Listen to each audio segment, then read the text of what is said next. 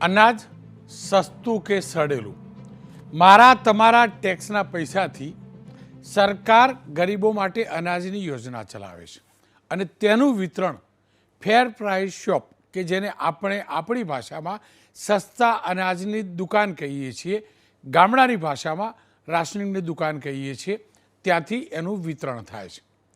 Card લઈને આપણે જઈએ, આપણને આપણો જે હકનું હોય એટલું અનાજ મળે.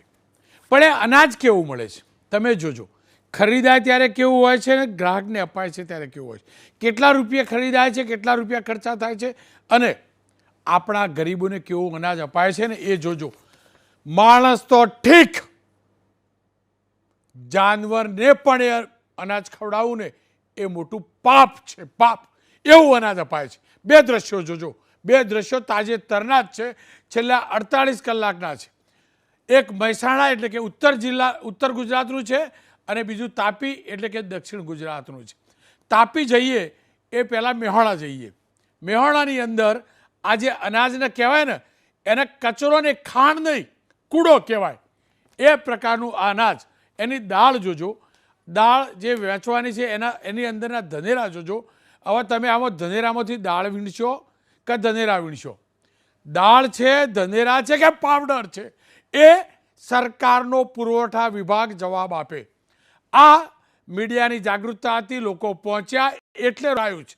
આ જોઈ લો, આ જોઈ લો. જમવાનો સમય છે. ભૂલથી પણ હું આ દ્રશ્યો બતાવવા માગતો નહોતો, પણ મારી પણ મજબૂરી પણ છે અને જરૂરિયાત પણ છે. સરકારના વિભાગને સુધારવું જરૂરી છે, નહીંતર મારો ગુજરાતનો ગરીબ બરબાદ થઈ જશે, બીમાર થઈ જશે જો આવું જ અનાજ જશે તો. આ જોઈ લો, પુરવઠા વિભાગનો અધિકારી જે બોરી ગમે ને એ બોરીમાંથી 1 કિલો અનાજ લઈને ઘેર જઈને ખીચડી બનાવે ને અને એના પરિવારને ખવડાવે. એક કિલો લઈ જઈને 1 કિલો, અને આખા મહિનાનો મારો પગાર એને આપીશ. 1 કિલો એમાંથી અનાજ લઈ જઈને ખવડાવે, એનામાં ત્રેવડ હોય તો. આ સ્થિતિ છે, આ સ્થિતિ છે ઉત્તર ગુજરાતના મહેસાણાની. અરુણ નાગોરી ત્યાં ગયા, એમને ચાળણીથી ચાળ્યું ને તો ઘણાના આંગળીના વેઢે એટલા દાણા ચાળણીની અંદર રહ્યા, બાકી બધા ધનેરા નીચે પડ્યા અને પાવડર નીચે પડ્યા. જોઈ લો તમે, આ જોઈ લો. આ સ્થિતિ છે, આ સ્થિતિ છે પીડીએસ સિસ્ટમની. આ સ્થિતિ છે. આ જ પ્રકારે તાપી, મારા અનુસૂચિત જનજાતિના ભાઈઓ, આદિવાસી ભાઈઓનો આ વિસ્તાર, ગરીબ વિસ્તાર, સવારથી લાઈન લાગે સસ્તું અનાજ લેવા માટે. કેવું અનાજ છે અહીંયા? પાનેરિયા ગામના સસ્તા અનાજની દુકાન જોજો. પેલું જે હતું મહેસાણા જિલ્લાનું, એ ગોઝારિયાનું હતું. અને હવે આ જોઈ લો, આ ચણા જુઓ, એની હાલત જુઓ. અને આ મારો ગરીબ આદિવાસી ભાઈ ખાશે. કઠોળ ખાઈ પ્રોટીન મળશે. અહીંથી પ્રોટીન મળશે કે આંતરડા અને હોજરી બંને ખરાબ થશે? એ સરકાર જવાબ આપે. આ સ્થિતિ કેમ છે? પીડીએસ સિસ્ટમમાં ઉધેવ કઈ છે જેના કારણે આ સ્થિતિ સર્જાય છે? અથવા તો બેદરકાર છે વિભાગ, અથવા પછી બેવટો ચાલે છે. બેમાંથી કંઈક તો છે જેના કારણે આ સ્થિતિ સર્જાય છે. અને ફરીથી કહું છું, એ જવાબ ભૂલથી પણ ન હોવો જોઈએ કે 1 લાખ કિલોમાંથી 1 કિલો ખરાબ નીકળ્યું. ભાઈ, જેના ઘરમાં જાય 1 કિલો, એનું તો 1 કિલો જ છે ને. તમે 1 લાખ ઘરને આપ્યું એ વિષય નથી. એટલે લાગ્યું કે ચર્ચા કરવી જરૂરી છે. રાજેન્દ્રસિંહ જાડેજા, પ્રમુખ ફેર પ્રાઇસ શોપ એસોસિએશન, અને સ્નેહલભાઈ જોશી, ભારતીય જનતા પક્ષના નેતા. રાજેન્દ્રસિંહજી, આવું વેચવાનું તમારે, આવું વિતરણ કરવાનું અનાજ? તમે દ્રશ્યો જોયા ને ટીવી હોય તો? હવે દાળ હતી, મેં તો 4 વાર ઝૂમ કરીને જોયું કે આ ખરેખર દાળ છે કે આ કોઈ લોટ હતો એની અંદર દાળના ટુકડા પડ્યા, થોડા ઘણા દાણા પડ્યા. આ પ્રકારનું વિતરણ, આ પ્રકારનું અનાજ તમારી જોડે આવે છે, કારણ છે શું?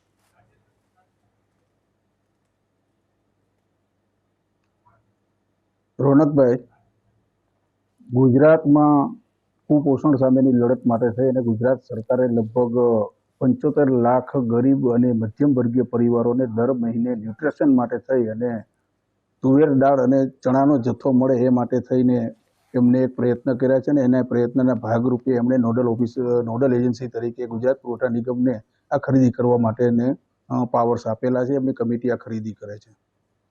ખરેખર જોઈએ તો આ જે ખરીદી છે એમાં ગુજરાત સરકાર તરફથી અને માન્ય મુખ્યમંત્રીશ્રી તરફથી એક ઉદ્દેશ એવો રહ્યો છે કે ગુજરાતના મધ્યમ અને ગરીબ પરિવાર છે એમને ઉત્તમમાં ઉત્તમ સારી ક્વોલિટીનું એટલે કે FSSAI અને એક માર્ક કરતાં પણ સારી ક્વોલિટીનું કઠોળ મળે. જનકલ્યાણકારી યોજના હેઠળના જે કાંઈ વસ્તુ આપવામાં આપે એ માટે એમને સંબંધિત વિભાગોને સૂચના આપી છે ને એ મુજબ વિભાગ કામ કરે. પરંતુ ક્યાંક ને ક્યાંક જ્યારે આ વસ્તુ બને છે ત્યારે ગુજરાતને પુરવઠા નિગમની ખરીદી પરચેજ શાખા છે કમિટીના નિર્ણય મુજબ જ્યારે એમને જવાબદારી વિશેષ બનતી હોય ત્યારે આ ખરીદીની અંદર એમને પણ ખ્યાલ રાખવાનો હોય છે. અને જ્યારે આપણે નક્કી જ કર્યું છે કે જનકલ્યાણકારી યોજનાની અંદર જે પ્રજાને સીધી જ લાભ કરતી વસ્તુ છે એમાં કેન્દ્ર સ્થાને એક ગરીબ લાભાર્થી હોવો જોઈએ. અને જો આપણે FSSAI અને એક માર્ક કરતાં પણ સારું અનાજ અને સારી ક્વોલિટીના આપણે કઠોળ કે ન્યુટ્રિશન જે કાંઈક જનકલ્યાણ યોજનાનો જથ્થો આપવા માંગતા હોઈએ તો એ જથ્થો છે એના માટે તેને સરકારે સવિશેષ પૈસા પણ આપવા જોઈએ અને એની ખરીદી વખતે આ ધ્યાન રાખવું જોઈએ. અને સરકારશ્રી તરફથી આમાં કોઈ બાંધછોડ નથી. ઉપરની જે સબસિડી છે રાજ્ય સરકાર ભોગવે છે, પણ ક્યાંક ને ક્યાંક ખરીદી વિભાગની જે પરચેજ બ્રાન્ચ છે નિગમની એમની પણ જવાબદારી બને. જ્યારે સપ્લાયર નક્કી થાય ત્યારે સપ્લાયર જે કાંઈ જથ્થો પોતાનો તૈયાર કરે છે ત્યારે ગુજરાત સરકાર પાસે ફૂડ રિસર્ચ લેબોરેટરી FRL ની પોતાની સંસ્થા છે ને એ સંસ્થાનો કર્મચારી નિગમનો કર્મચારી એ જે સપ્લાયરના ગોડાઉન ઉપર ત્યાં છે અને જે જથ્થો તૈયાર થાય છે એ જથ્થાનું રેન્ડમલી લેબ ટેસ્ટ માટે છે એને સેમ્પલિંગ કરે છે અને એ જથ્થો છે એ ગોડાઉન ઉપર ગાડીમાં સીલ પેક થઈ અને ગોડાઉન ઉપર આવે છે. અને ગોડાઉન ઉપર ગોડાઉન મેનેજર છે એ પણ ત્યાં રેન્ડમલી છે એ નાયબ મામલતદારની હાજરીમાં અથવા તો ગોડાઉનના DSM અથવા પુરવઠા નિગમના કર્મચારીની હાજરીમાં CCTV નીચે આ જે એક પ્રકારનો જે રીસેમ્પલિંગ છે એ સેમ્પલિંગ ક્રોસ સેમ્પલિંગ છે એ FRL ને મોકલે છે અને આવે પછી થાય છે. મહેસાણા માટેની જો વાત કરીએ તો મહેસાણા જિલ્લાના જે ગોડાઉન છે ત્યાં મે મહિનાની અંદર જે જથ્થો પડ્યો હતો એનું રીસેમ્પલિંગ કરી અને પાસ હતો. પરંતુ વચ્ચેના જૂન અને જુલાઈ મહિનામાં ગુજરાત સરકાર તરફથી કોઈ પણ લાભાર્થીને તુવેરદાર આપવામાં ન આવી એટલે જથ્થો 3 મહિના જેવો પડતર હતો. અને જ્યારે જથ્થો શરૂ કરવામાં આવે ત્યારે અમે એસોસિએશન પણ દરેક મિટિંગની અંદર સરકારશ્રીને પણ કહીએ છીએ કે જ્યારે સરકારનો ઉદ્દેશ ગરીબ અને મધ્યમ વર્ગીય પરિવારને સારું અનાજ અને સારી ક્વોલિટીનો જથ્થો આપવાનો થાય છે ત્યારે એમની પણ સવિશેષ જવાબદારી બને છે કે આવો જે બચત જથ્થો પડતર જથ્થો જે ગોડાઉન ઉપર એનું રીસેમ્પલિંગ કરવામાં આવે અને એ રીસેમ્પલિંગ થયા પછી જ એ વિતરણની અંદર મૂકવો જોઈએ. ખાસ કરી અને કઠોળ છે રોનકભાઈ, લગભગ માની લ્યો આપણે કે 20 અથવા 25 દિવસની અંદર એની સપ્લાયરની ચેન છે, એ સપ્લાયની ચેન છે એ સપ્લાયરના ગોડાઉન ઉપરથી નિગમના ગોડાઉન ઉપર અને નિગમના ગોડાઉન ઉપરથી APS ની દુકાન ઉપર અને APS ના દુકાનદાર ઉપરથી જે કાંઈ જથ્થો છે એ ગ્રાહક સુધી 25 દિવસમાં પહોંચે તો આ અનાજનો જથ્થો સારો રહેતો હોય છે. હવે અનાજના જથ્થાને સારું કરવા માટે તેને પહેલા ગોડાઉન મેનેજર ફ્યુમિગેશન કરતા હતા, પરંતુ હવે નિગમે પણ ફ્યુમિગેશન કરવા માટેની એજન્સી નિમી છે. હું જ્યાં સુધી જાણું ત્યાં સુધી આખા ગુજરાતમાં એક કે બે જ એજન્સી છે કે ફ્યુમિગેશન કરવાનું હોય છે. જ્યાં જથ્થો પડ્યો હોય છે એમને દવાનો છંટકાવ કરી અને હવે કીટકયુક્ત જથ્થો નો જાય. સાથે સાથે બીજી વસ્તુ એવી છે મોટાભાઈ, મને એટલું કહી દો આના માટે જવાબદાર કોણ? આ જે વિતરણ થતું હતું તાપી વાગ મહેસાણા, જવાબદાર કોણ? જવાબદારની અંદર જો તમને વાત સિસ્ટમની જે મેં રોનકભાઈ તમને વાત કરી એની અંદર વસ્તુ છે કે પરચેજ ડિપાર્ટમેન્ટની એક સવિશેષ જવાબદારી બને જ્યારે આ જથ્થો છે રીસેમ્પલિંગ ની અંદર જાય અને જે જથ્થો ફેલ થાય ત્યારે એનો તાત્કાલિક અસરથી એ જથ્થો સપ્લાયર પાસેથી રિપ્લેસમેન્ટ માટે ઉપડાવી લેવો જોઈએ.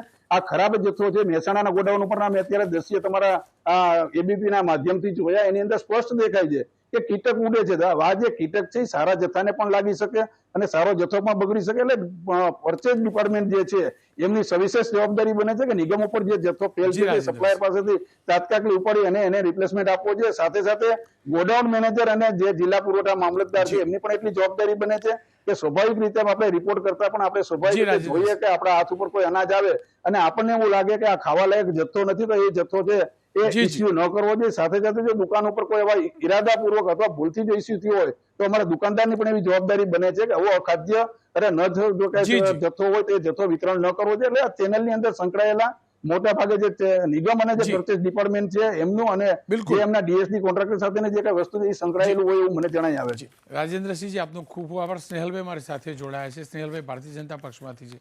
સ્નેહલભાઈ, શું ખાવાનું મારે ગરીબ મને કહી દો આમાંથી કેટલા દાણા સુધી ખાવાનું અને કેટલા દિવસ ખાવાનું? રોનકભાઈ, સામાન્ય રીતે આપણી જે PDS પબ્લિક ડિસ્ટ્રીબ્યુશન સિસ્ટમ ગુજરાતની છે તો એ આદર્શ ગણાય છે અને ઘણા બધા રાજ્યો આને એડોપ્ટ કરવા માટે પણ અત્યારે તત્પર છે, આ પહેલી વાત છે. એક પદ્ધતિ, સુનિયોજિત પદ્ધતિ કે સારામાં સારું અનાજ પહોંચે એના માટે એક ફૂડ રિસર્ચ લેબની અંદર દરેક સેમ્પલનું ટેસ્ટિંગ થાય છે. જ્યારે એ સેમ્પલ જે છે એ ગોડાઉનમાંથી નીકળે ત્યારે અને જ્યારે સપ્લાયરના ત્યાં કોન્ટ્રાક્ટર પહોંચાડે ત્યારે.